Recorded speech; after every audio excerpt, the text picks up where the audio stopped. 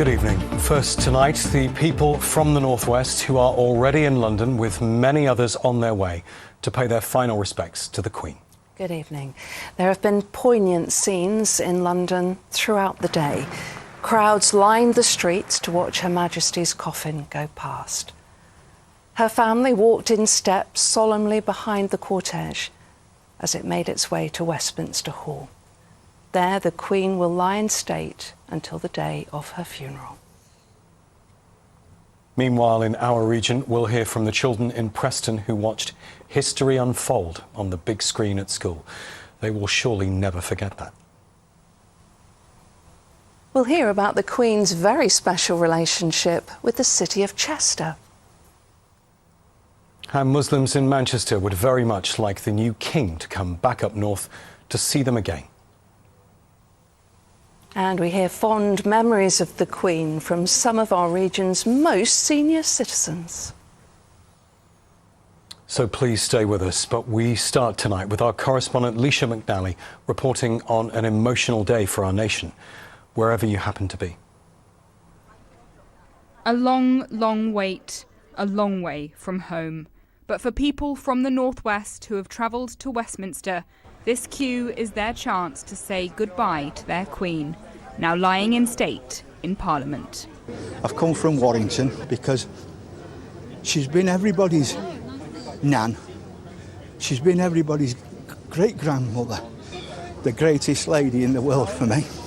It's quite a journey and now quite a wait. Why was it so important for you to be here? Well, for me, I think this is just a really important moment for us as a country and across the Commonwealth and much of the world to reflect on what an extraordinary reign it's been from Queen Elizabeth II for the past 70 years. That's why I wanted to be here, to be a witness to history, but also to pay my own respects. This family drove through the night from Lancashire. We saw the vigil up in Edinburgh and we were so moved by it, weren't we? We just thought, regardless of what we think of royalty, to pay our respects to the Queen was really important, and this was an opportunity that just shouldn't be passed by. Well, I feel like special because not everyone gets the chance to be here, and like if you're part of it's a very big moment.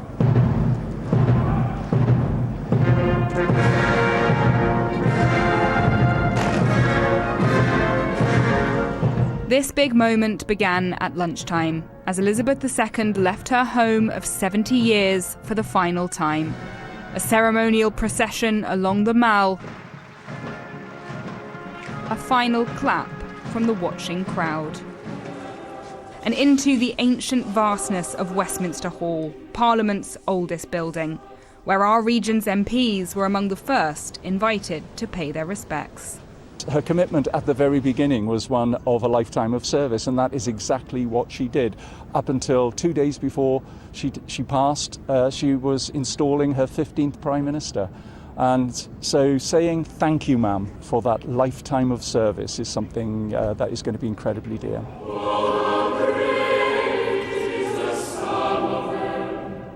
Now, as tradition dictates, the Queen will lie in state for the next 4 days, her coffin draped in the royal standard.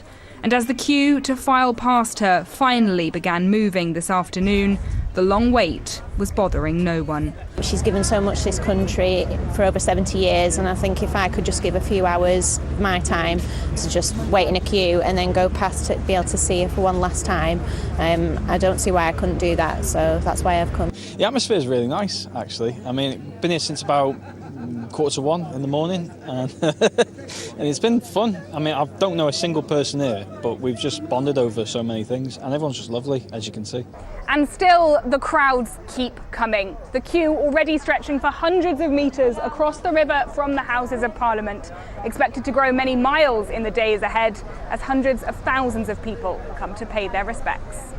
Caroline Heaven will be one of them, making her way down from Wigan tonight. I'd have walked over hot coals, I think, to get down there. To learn for the future, you have to go through history and learn from the past, and I think the Queen set us such a good example. And this is part of history.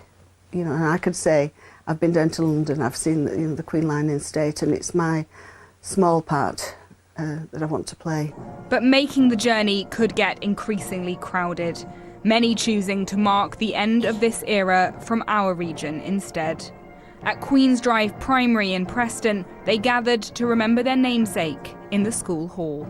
Well, it feels kind of unreal because it's really rare that a monarch dies, and it's been so long since one has died, and it's quite impressive that how long the Queen has been reigning for.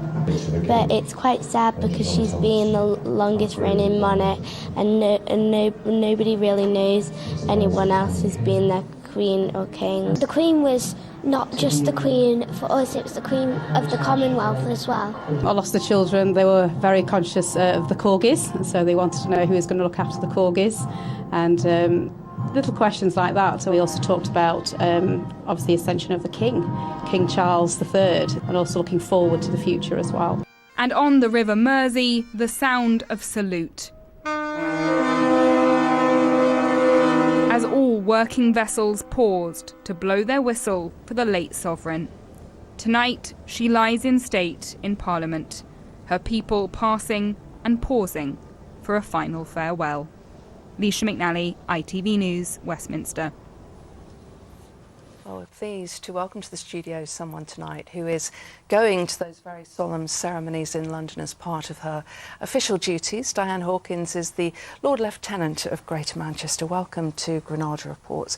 What do you think about all those people making all that effort to go to London for this? I think it's absolutely overwhelming that so many people feel the need to get together and go to London if they possibly can, to share in this enormous event which we knew one day would happen, and it's taken us all by surprise that it actually has. And there's very much this need to be together, to mourn and to grieve and to celebrate and commemorate our fantastic Queen. Those scenes today, celebrated and commemorated, how moved were you by what you saw? I thought it was incredibly moving, and especially when people were interviewed and said how long they had travelled to get there. And people travelled to go to Edinburgh, of course, as well, and how long they were prepared to wait just in the chance of seeing the coffin of the Queen lying in state. And what does it mean to you to be a part of both of the huge ceremonies and obviously the funeral on Monday? Well, it's very humbling and a huge privilege. As Lord Lieutenant, I'm now the King's representative here in the county. So I represent the King within Greater Manchester, but equally by going to London for the lying in state on Friday and the funeral on Monday, I represent all the people of Greater Manchester there in London at those huge symbolic events. How much do you know about the funeral? I don't know an awful lot more, but I'm aware that the Queen played a great part in organising what was going to happen in terms of the hymns and the music.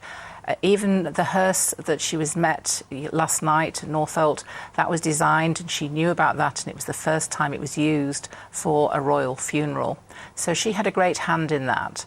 And I think it will be a very special service, and it will have huge significance to everybody in the country. Your role has already shifted. Talk about representing, obviously, the King now. What kind of sense do you get of the change that's coming in all of our lives with this? I think there are a lot of changes. I have to remind myself, because when I was appointed, I was the Queen's representative in the county, and seamlessly I've become the King's representative. And that is going to be very different for everyone. Look at how many people have struggled to remember the words to the national anthem. I think the first time everybody had to sing that, it took a huge feat of memory to remember to get the words right for that first time. And I think there will be changes, but I don't think we should be afraid of change, because with every monarch there are changes. If you think back 70 years, that was the first time the coronation had actually been televised, and that was the monarchy pushing that. Prince Philip really wanted it to be seen, so the whole of the country could see it, well, the world could see it. And I think King Charles is going to go in exactly the same way. He will modernise and change the monarchy, and that's not at all anything to be afraid of. Things never stand still, do they? Lord Lieutenant, thank you so much for joining us tonight. Thank you. Well, one of the most memorable recent visits to the region was when the Queen came to Chester. Yes, she was with the then Duchess of Sussex, Meghan Markle. They were there to open Story House. It was Meghan's first official engagement, and Her Majesty gently guided her through some of the protocol of a royal visit. And 18 years ago, the Queen was a guest at the wedding of the Duke of Westminster's daughter, Lady Tamara Grosvenor. Her Majesty was pictured outside the cathedral. It was the happiest of days, with the new King and her two grandsons at her side. Sad to think of them today, together again, walking behind their grandmother's coffin.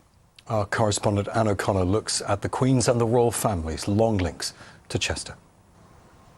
At Chester Town Hall, the half-mast flag flies in front of the balcony where the Queen and the Duchess of Sussex waved to crowds on their visit in 2017. 3 cheers for Her Majesty the Queen and the Duchess of Sussex. Hip hip! They'd come to open the city's Story House, a real boon to the new venue. There's nothing like having a phone call saying the Queen would like to come and give you a seal of approval and open your building. So there's something really special, isn't there, about how a city feels about its place in the world when the Queen comes. Oh, yay! Chester's town crier is wearing a black armband.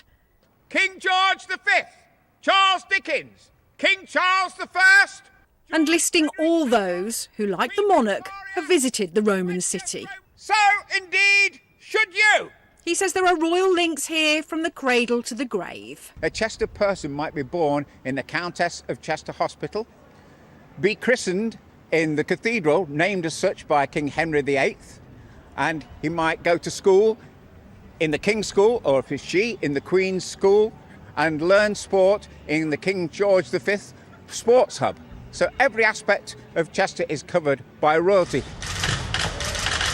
Prince William, now the Prince of Wales, also becomes the Earl of Chester, a title created by the Normans to defend borders. The city of Chester was always a key crossing point, a key defence point against Welsh tribes or Scottish invaders. And so the earldom of Chester was set up quite early to protect this northwest frontier. So Chester can look back to its royal past and forward to a regal future. So, after 24 years of saying God save the Queen, I am going to have to spend my winter hibernation learning my new script. God save the King! Anne O'Connor, ITV News, Chester. Did I go too high for you? More news now, and an important development following the murder of 9-year-old Olivia Pratt-Korbel. A £50,000 reward is being offered for information that leads to the conviction of her killer. It's been offered by the chair of the Crime Stoppers charity, Lord Ashcroft. Olivia was shot by a man who burst into her home carrying 2 guns. Well, meanwhile, Olivia's school friends have been told that they can wear pink nail varnish tomorrow, the day of her funeral. Her classmates have now started term without her, and they'll watch her favourite film tomorrow. Mourners at her funeral have been asked to wear a splash of pink, Olivia's favourite colour. What's been nice since the children have come back are the memories that they have shared from what they remember of Olivia. And in what has been a sad 3 weeks, that's been really heartening to listen to the memories that the children have shared of her and the staff. Well, a big question being asked at the moment is what happens to all of the businesses who have worked so hard to earn those famous words, by royal appointment. They include some of our biggest employers like Kellogg's and Heinz. Well, now they have to reapply for the honour from the King, and one of them is the appropriately named Crown Paints at Darwin in Lancashire. It's there that Claire Hanna is for us tonight. Claire. Well, Crown Paints has been here in Darwin since 1777. It has had a few names over the years, but it became best known as Crown from the 1940s onwards. It's got a long history with the royal family. The Queen herself visited this very factory back in 1968, and a lot of the people who worked there then, their grandchildren work here now. Now, it does also hold the royal warrant, as you say. This is what we're talking about. It's the royal seal of approval that you will see on so many things in a lot of shops. Now, Crown is one of the longest holders of this. It's had it for more than 70 years. And Katie McLean, the marketing director from Crown, joins us this evening. So Katie, thanks for joining us. Why is this so important for the company to have this seal of approval? Well, we feel incredibly lucky to have held it for such a long period of time, and we see the warrant not just as a stamp of royal approval and one of heritage and of quality for our products, but perhaps more importantly, it's really helped guide the culture here at Crown. We see ourselves and our employees as a Crown family, and I think it's helped us act with integrity, ensure that we are very professional in the way that we conduct ourselves, but also incredibly compassionate. So for a company, that's how it impacts you. So, but what does it mean? Because I know when I've seen it, you know, you see it on paint, on oil, on beans. I used to think, does the Queen eat beans on toast for tea like me? Does it mean the palaces are painted with Crown paint? Yeah, that's exactly what it means. So basically, as a royal warrant holder, it means that we have supplied on an ongoing basis paint to the royal households. That includes the Sandringham estate for us, Windsor, and more recently the exterior of Frogmore Cottage. For now, you're going to have to reapply, obviously, because we've got the King. Yeah, of course. So we will be reapplying for the royal warrant for the King. We do expect him to perhaps introduce a few new things around sustainability and around community, which is something that we would absolutely encourage because it's part of Crown's DNA. Okay, thank you very much, Katie. All fascinating stuff. And on Monday, the factory will be closed, so staff here can pay their respects to the Queen. Claire, thank you. Now, people of different faiths and backgrounds have been talking about how they feel at this moment of change. Many hope the new monarch will be a protector of all faiths. Yes, staff and volunteers at the Muslim Heritage Centre in Manchester are hoping the new king will come to visit them, as he did once before as the Prince of Wales. Tasha Kachiri reports. A memorable day for the British Muslim community in Manchester. The then Prince Charles visiting the British Muslim Heritage Centre in 2019. A visit that Sima remembers well and thinks was very important. And for us as British Muslims, sometimes we don't feel that we're possibly a whole part of the society. We feel that we're a bit on the fringes. So it made me feel personally as a British Muslim, yes, this is our country and this is our monarchy. And we as British Muslims at least are getting recognised and endorsed and respected at the highest of levels. Sima and her family have always been proud of their British Muslim heritage. As a child, she attended the Queen's Silver Jubilee celebrations with her parents. I also took my mother to the Platinum Jubilee this year, my 85-year-old mother. We went and I took 3 of my girls because that was a tradition that had been passed on to me from my parents, and I wanted to pass that tradition on to my children. While there's been much debate on how people feel about the Queen's death across different communities, Sima believes that we should focus on the person, not the politics. I cried because the Queen is the Queen. She's been part of my life. The Queen is a grandmother. I have an elderly mother, and she was just a constant there, and she's worked very hard for this country.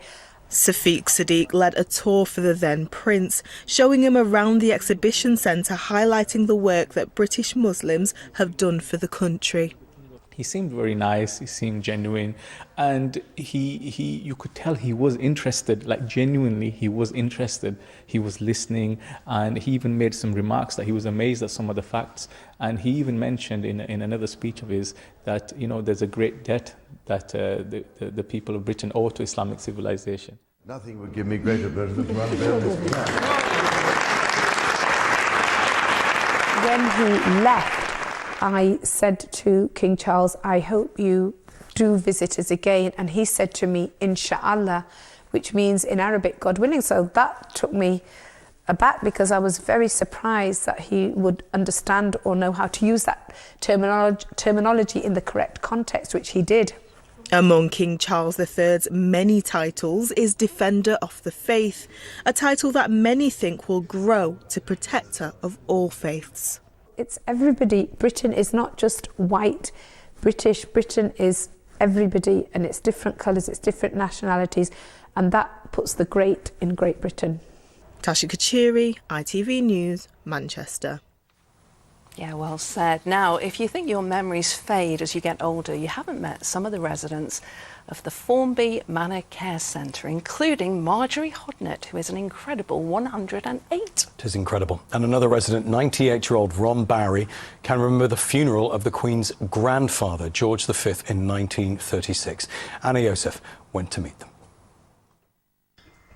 Marjorie's 108. She's now lived under the reign of 5 monarchs. The former teacher believes the life of Queen Elizabeth is a lesson in public service and integrity. She made a promise and she kept it for the whole of her life.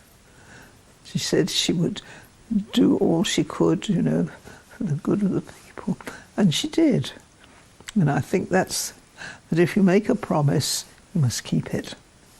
Even if it becomes difficult sometimes, you've made that promise. What sort of king do you think King Charles will be? Very good one. And if he lives to be as old as his mother was, he's got 22 years. So he will be a good king for 22 years, I think. And she'll be a good queen. And the late queen made it known that she wanted Camilla known as the queen. So she is Queen Camilla, and I think they'll be very good together because they love each other and support each other. 98-year-old Kathleen was at the investiture of the then Prince of Wales in 1969 and has fond memories of seeing the late sovereign. I do remember going to Carnarvon when she made him Prince of Wales, and then he brought him out onto the balcony and we were all waving, and I was just across the road, and that was lovely. The Queen's always been a reassuring presence in Kathleen's life, and she's feeling her loss. How should we remember Queen Elizabeth? Well, she's been so very good and never put a foot wrong at all, has she, in all her reign. And took